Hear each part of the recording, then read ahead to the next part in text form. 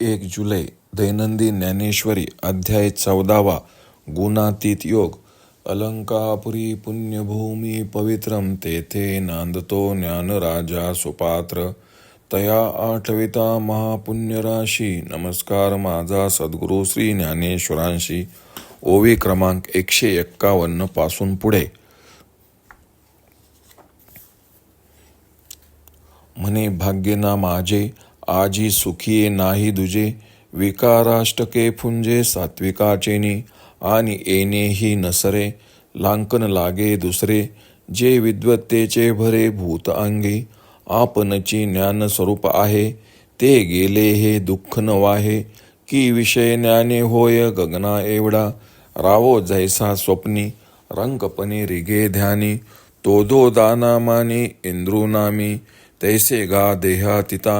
झाले या देहवंता हो लागे पंडुसूता. बाह्यज्ञाने प्रवृत्ती शास्त्र बुजे.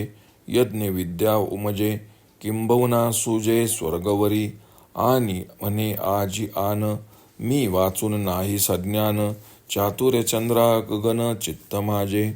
ऐसे सत्व सुख ज्ञानी जीवासी लावून कानी. बैलाची करी वाणी पांगुळाचिया. आता हाची शरीरी रजे जिया परी. बांधिजे ते अवधारी सांगी जेल. रजो रागात्मकम विशिद्धी तृष्णा संग समुद्भवम. तन्नी वग्नाति कौंतेय कर्मसंगेन देहिनम. हे रज याची कारणे जीवा ते रंजवू जाणे. हे अभिलाखाचे तरुणे सदाची गा. जे जीवी मोटके रिगे आणि कामाच्या मदी लागे. मग वारया वळगे तृष्णेचिया. घृते आंबोखिनी अंगी आळे वज्राग्नीचे साधुकले. आता बहु थेकुले आहे तेथ. तैसी खवळे चाड होय दुःखा सकट गोड. इंद्रश्रीही साकड गमो लागे. तैसी तृष्णा वाढिनलिया मेरूही हाता आलिया. तरी म्हणे एखादिया दारुणा वळघो.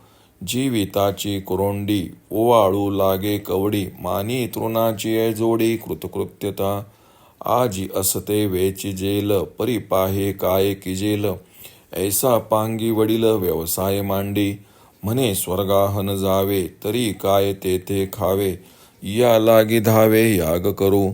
व्रतापाठी व्रते आचरे इष्टापुरते. काम्या वाचुनी हाते शिवणे नाही. पै ग्रीष्मांतीचा वारा विसावो नेनिविरा. तैसा न म्हणे व्यापारा रात्रंदिवस. काय चंचळू मासा कामिनी कटाक्षू जैसा. लवला हो तैसा विजूही नाही. ते तुलेनी गावेगे स्वर्ग संसार पांगे. आगी माझी रिगे क्रियांचिये. ऐसा देही देहा वेगळा ले तृष्णेचिया साखळा. खटाटोप वाहे गळा व्यापाराचा. हे रजोगुणाचे दारुण देही देही यासी बंधन. परीस आता विंदान तमाचे ते. तमस्वत्व ज्ञानजम विद्धी मोहनम सर्व देहिनाम.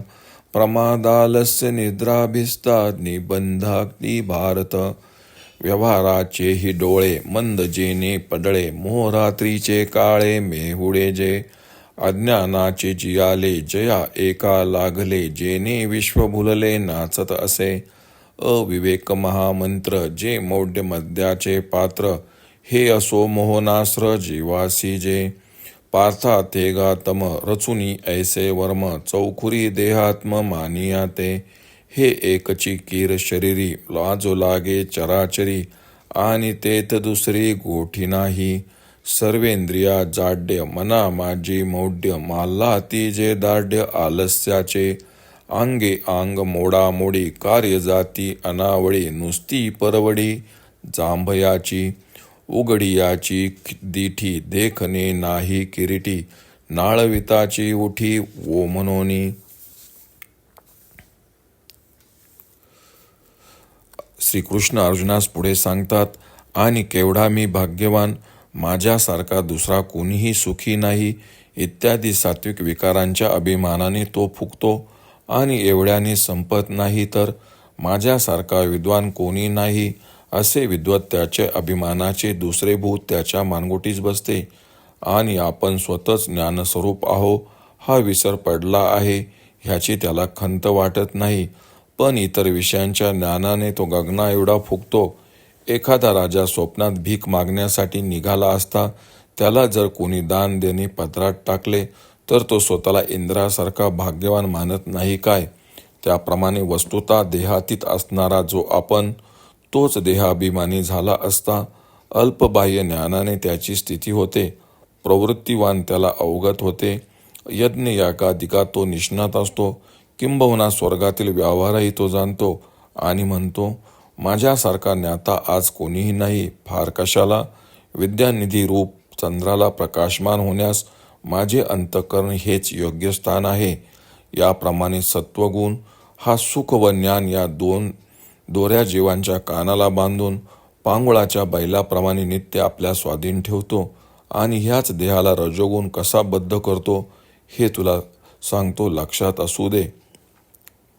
या गुणाला रज असे म्हणण्याचे कारण हेच की जीवाचे नित्य रंजन करतो. हा लोभाचे कधीही कमी न होणारे तारुण्य आहे. हा रजोगुणाचा जीवाच्या ठिकाणी अल्पसा प्रवेश होताच तो जीव कामाच्या मस्तीत येतो आणि मग तो विषयाच्या चिंतनरूपी वाऱ्यावर स्वार होतो. पेटलेल्या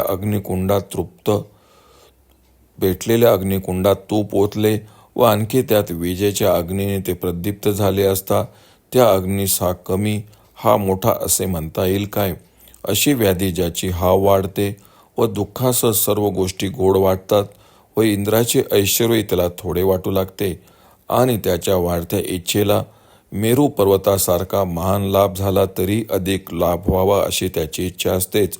कवडीसारख्या लाभासाठी जीवित ओवाळून टाकण्यास तो तयार होत नाही आणि तृणवत क्षुद्र प्राप्तीनेही तो स्वतःच कृतकृत्य मानतो. आज जवळ असलेले द्रव्य संपले तर पुढे काय करणार अशा चिंतेने मोठाले उद्योग सुरू करतो. स्वर्गास गेलो तर तेथेही अन्न कोठले आणावे या चिंतेने यज्ञ यागादी आरंभितो. व्रतामागे माग व्रते करून परोपकारादी कर्मे करतो व निष्काम असे एकही व्रत तो आचरित नाही. आणि ग्रीष्म ऋतूचा अखेरचा वारा जरी कधी थांबत नाही तसा रात्रंदिवस याचा सारखा उद्योग चालू असतो. याच्या धावपळीपुढे माशाची चंचलता, स्त्रीचा नेत्रकटाक्ष किंवा वेजेचे लवणे देखील कमी चंचलच म्हणावे. अशा वेगाने स्वर्ग व संसारातील सुखासाठी आगीप्रमाणे क्रियाकर्माच्या मागे लागलेला असतो. वस्तुतः देहाहून वेगळा असताना देहात गुंतलेला जो जीव तो याप्रमाणे तृष्णेचा पाश गळ्यात घालून सारखा उद्योग करीत असतो. देहातील जो देही त्याला रजोगुण असे दारुण बंधन घालतो. आता तमोगुणाचा पराक्रम एक. व्यवहाराची ही दृष्टी ज्या पडद्याने मंद होते व जो तमोगुण मोहरूपी रात्रीतील काळा ढग आहे, ज्या तमोगुणाला अज्ञानाचा सर्वस्वी आधार असून साऱ्या जगाला मोह पाडून त्याने नाचावयास लावले आहे, हा तमोगुण म्हणजे अविचाराचा महामंत्र, अज्ञानरूप मदिरेचे पात्र किंवा जीवाच्या मागे लागलेले मूर्तिमंत मोहनास्त्रच. पार्था, हे तमोगुणाचे लक्षण होय. तो गुण असा बनाव बनवून देहात्मवाद्याला चारी बाजूने जखडून टाकतो. हा एकच तमोगुण सर्व शरीरे व चराचर व्यापू लागला म्हणजे तेथे अन्य कोणत्याही गोष्टीचा प्रवेश होऊ शकत नाही.